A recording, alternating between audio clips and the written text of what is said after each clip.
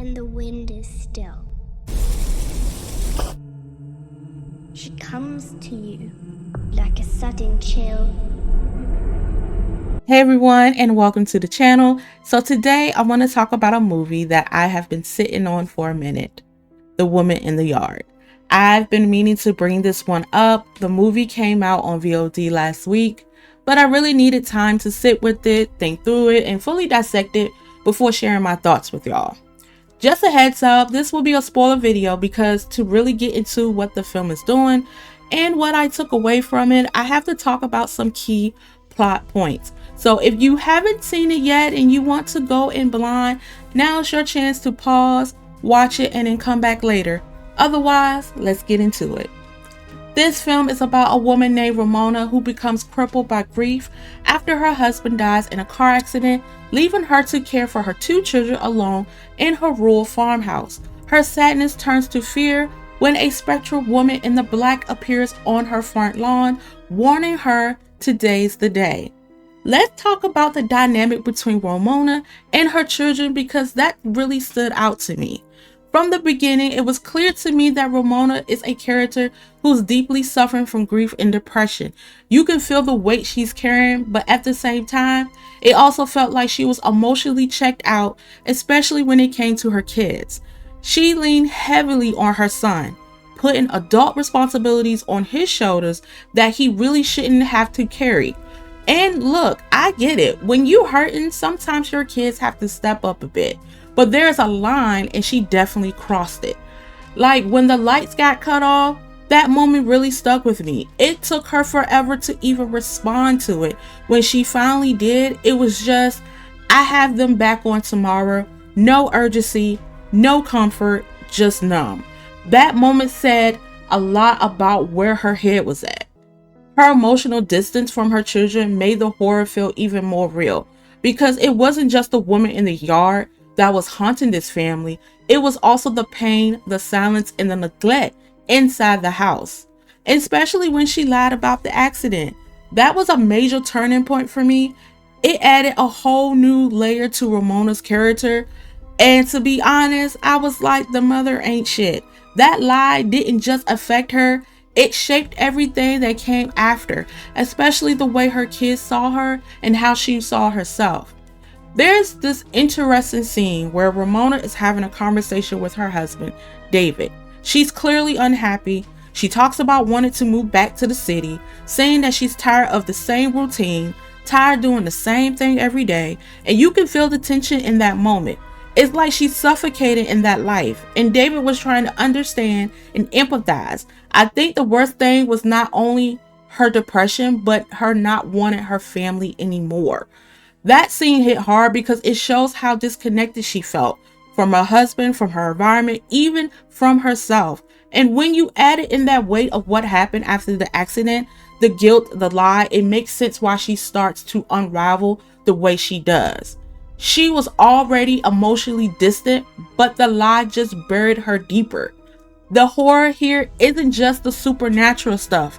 It's the slow emotional breakdown, the regret, the isolation. That scene with David gives us a glimpse of who Ramona was before everything fell apart, and it makes her downward spiral all the more tragic. So let's dive into the manifestation. To me, the woman in the yard wasn't just some ghost or a supernatural figure. She was Ramona's conscience. Every day that Ramona woke up and didn't want to face life, that presence got stronger. It was like a reflection of her pain, her guilt, and that constant feeling of not wanting to deal with anything anymore. The woman in the yard felt like that internal voice, the one that creeps in when you're at your lowest. The more Ramona avoided facing her trauma, the more manifestation appeared, almost like it was saying, today might be the day you give up. It wasn't loud or aggressive. It was quiet, still, and persistent. And that made it even more terrifying to me. This wasn't a monster that chased her. It was one that waited patiently because it was already inside her. That what make it hit so hard. It was personally, it was psychological. The horror wasn't coming from outside. It was coming from within. Let's talk about how all this connected to mental health and grief. This film doesn't treat horror like it's just about a scary figure or a haunted house. It gets deeper. The Woman in the Yard is really about what happens when you don't deal with the pain you carry. It's about grief that festers, guilt that eats away at you, and the depression that isolates you from the people who need you the most. Ramona isn't just being haunted, she is drowning. Okay, she's stuck in this place where she can't forgive herself, can't move forward, and doesn't think she deserves to. That's why the woman, her manifestation, keeps showing up. It's her mind pushing her towards the edge. The film shows how untreated mental health struggles can feel like a slow fade. Not always dramatic, but constant. You still go through the motions, still get up every day, but inside you're fighting a battle that nobody sees.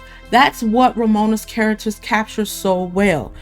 It also highlights how grief can isolate people, not just emotionally, but physically. You can see her withdraw from her kids, lie to herself, avoid conversations, and live in silence.